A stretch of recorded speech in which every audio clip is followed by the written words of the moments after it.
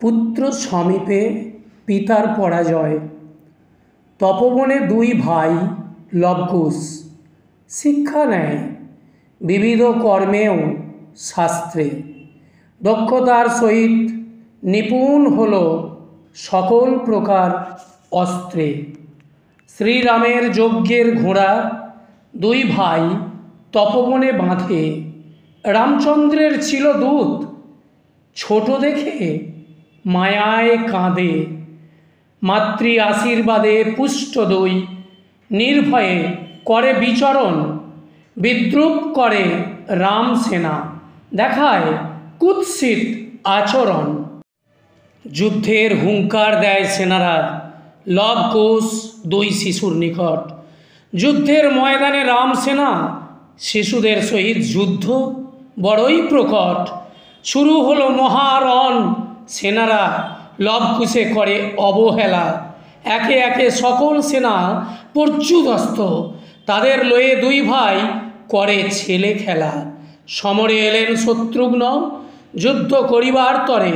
খুলল তা তো ধরাশায়ী, বীর কুশের হাতে মরে। যুদ্ধের ফলাফল যায় স্বয়ং শ্রীরামচন্দ্রের কাছে। দূত কিছু পারে না বলিতে, ভগবান রামচন্দ্র রুষ্ট হন পাছে। কোনো প্রকারে দুঃসংবাদ শ্রবণ করে ভরত আর লক্ষ্মণ। ক্রোধান্বিত হয়ে তারা সৈন্য সাজায় বিলক্ষণ। ময়দানে আসিয়া দুই ভাইয়েরে ভরত লক্ষ্মণ রণহুঙ্কার দেয়। মাতা হয়ে সজ্জিত রূপে বাণে বাণে আকাশ ছেয়ে দেয়। কুশ লড়ে ভরত সনে, লক্ষ্মণের মোকাবিলায় লব। যুদ্ধের মানে পৃথিবী অন্ধকার, দেব দেবীরা করে স্তব। ভূতলে লুণ্ঠিত ভরত, লক্ষ্মণ ছাড়া নাহি পায়। সংবাদ লয়ে দূতেরা অযোধ্যার দিকে ধায়। এহেন সংবাদে শ্রীরাম বিচলিত হল।